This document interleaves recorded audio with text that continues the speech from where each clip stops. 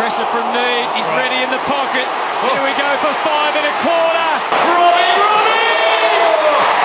Let him entertain you! What's going on, Port fans? Welcome back to another video on the channel, and today we're going to be previewing round 23. It's Showdown 52. It's the last game of 2022, and it's the last game for Robbie Gray. It's going to be a massive showdown, a massive celebration. It's a Port Adelaide home game this Saturday night at 7 o'clock. It's going to be massive, so make sure you are there to support Robbie Gray in his last game. I know it's been a tough year for a lot of Port fans, and coming up against a Crows outfit that's been in pretty good nick over the last 3 weeks, and I'm very much looking forward to it. I'm going to make everything possible to make sure I'm there on Saturday night. It's going to be massive, so let's get straight into it and preview round 23, Showdown 52, Robbie Gray's last game. I'm sure if you haven't already, the tribute on my channel for Robbie Gray is out, so make sure you go check that out after you watch this preview. But it's all about Robbie Gray, isn't it? It's going to be something that's a hard pill to swallow, to watch one of the legends of our football club walk onto the ground for the last time and then walk off for the last time. Carried away in 271 games. It's been an absolute ripper. Fined at pick 55. We've got 3 best and fairest, 4 All-Australians and 5 Showdown medals. It's a decorative career. Something that personally, individual milestones he's achieved so much. Didn't get that team milestone of winning a premiership and being a premiership player, which he thoroughly deserved, and that's all on the club and the failure that we've haven't achieved that goal over the last decade. But obviously that's a different conversation. But it's really sad that he walks off the ground Saturday night for the last time, hopefully with a Showdown win, and maybe a Showdown medal. And I really hope that if there's anything that he can walk off with, it's a good performance with him. A couple of goals, and I think the crowd will go absolutely mental. And the discussions around how Robbie will play this week are definitely there. I think we'll see a lot of him up forward, one-on-one, and maybe a bit in the midfield. I think a perfect game for Robbie Gray would be 15 touches and 2 goals. I reckon that would be a nice send-off for him. And one late in the game, that's to seal it. And one creative one, that just to touch both ends of what his talent is. And that's been a clutch player, but also a creative freak. So I'm looking forward to seeing what that progresses. But it is a big game. And it is a showdown, so there is certainly not a dead rubber showdown. No such thing as that, because a lot of people will probably be thinking that. But I think both teams, and the incentive from Port Adelaide this week to come out and really push the showdown narrative of we hate each other. The Crows will definitely come out and make a response on the field, but I don't mind it. I think it's a really good push in the public eye to get a bit of spice in with the fans. And it's a dead rubber game in a sense that no team is going to advance after this. Its season's done, but let's make the most of the showdown. Let's give the fans what they want. It's prime time Saturday night. It's Robbie Gray's last game. It's Showdown 52. If the Crows win, they equal up the ledger at 26 apiece. If Port win, they create another gap of 2 wins ahead. And Port have got a lot to play for this week, obviously with Robbie Gray. Ken Hinkley's narrative, we don't know where that's leading to. Round 3, where Jordan Dawson created that in-swinger that I still don't believe went in.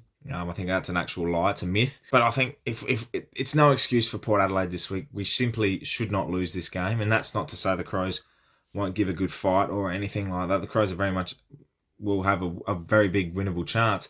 I'm saying that Port Adelaide simply can't lose this game for so many reasons that it's almost unthinkable that we don't win this game. It'll be inexcusable if we lose this game, because we've had send-offs with legends before. Westhoff didn't get a proper send-off with a win. Brad Ebert lost a prelim final. And we've had send-offs before where we haven't won those games. And this is an opportunity where we can plan and make sure that we create an opportunity for us to win. We can plan a win. We can actually go into it with a full celebration of plans. We've already seen it with the open training this week. I attended. It was great to see so many Port fans, kids, elder fans, and everyone in between that probably actually had a sorry mate, can't come into work today call that they would have had to attend the game, attend the training. It was just a beautiful experience to see Robbie Gray go to each and every fan and have a moment with them.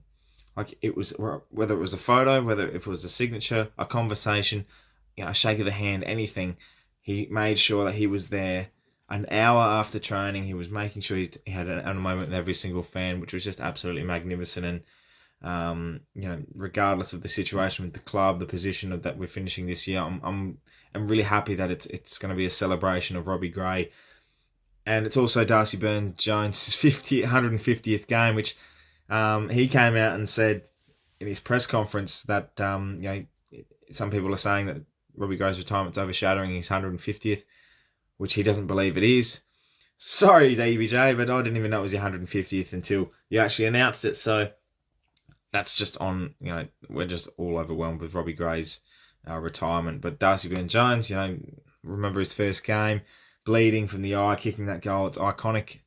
Hasn't had the greatest of form since winning the Western Fairest Award. So regardless, there is so many incentives for Port Adelaide to try and win this game this week, and the Crows are going to bring everything. It's going to be on the selection table, and it's going to be one of those things. What do we do?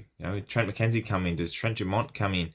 Robbie Gray is obviously going to be the one change, and unfortunately I think McEntee will miss out, and someone becomes the sub. I think Jackson Mead stays as the sub again.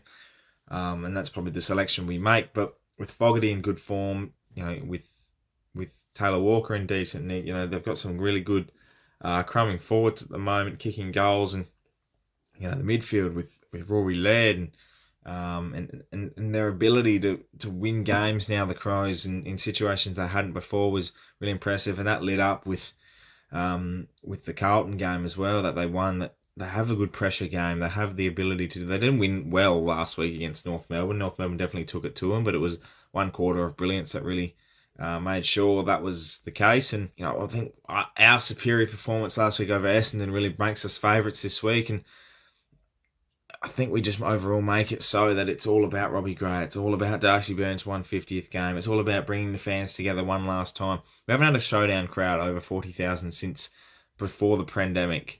Last year's Showdown had, I think, near close to 50,000.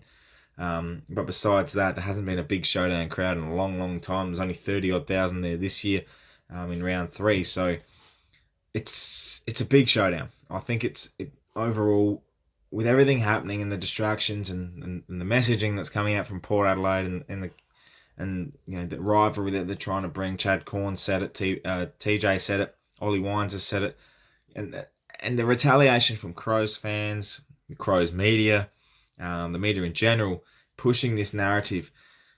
This is going to be a spicy showdown. And regardless of what's happening, I think Port Adelaide win. That's my tip. Port Adelaide by, I'm going to say, 9 points. To acknowledge Robbie Gray as number 9. Robbie Gray is going to kick a couple of goals. Showdown medalist, I'm going to say, for the 4th time, Travis Boak. So my final word for this week, for the game, is simply make sure that we match the pressure for 4 quarters. If we play like we did against Essendon, we're definitely going to win this game of football. Just make sure we have our matchups correct, and just making sure as well that it could be slippery conditions. I don't think it's going to rain, but I think it'll be quite slippery and quite dewy. So making sure we're playing that chaos footy, that pressure footy that we played really well. I think last week in patches, compared to our skillful nature that we majority of the game last week we won. I think making sure that we stranglehold the Crows forward line and keeping that pressure up, and don't lose after the siren. And overall, make sure that we carry off Robbie Gray one last time with the perfect send-off, and that's a Showdown win. Thank you for watching, Port fans. Make sure you subscribe to the channel if you're new for plenty more Port Adelaide and AFL content coming your way across the off-season, now that this is my last preview for a game of footy. AFLW previews start next week as well, considering round 1 is next week for the girls, so I'm looking forward to watching that. Check out Pairs on a Pod, thanks to the Inner Sanctum. That's the recent episode is Hamish Hartlett. This week we also have Stephen Salopek, so make sure you keep an eye out for that just before the Showdown. Check out the Crowject as well. It is a Crows podcast, but Hutto and I were on that during the week, and it's a great chat with the team there at the Crowject. They're fantastic people, so make sure you get around that wonderful podcast that we recorded during the week. So check out all the socials and everything: TikTok, Instagram, Facebook, Twitter. You know where to find me. So if you want to interact, just hit me up, and let's have a good discussion this week for Showdown 52. Thank you so much for watching. My name's Anthony, and as always, can't Robbie Gray.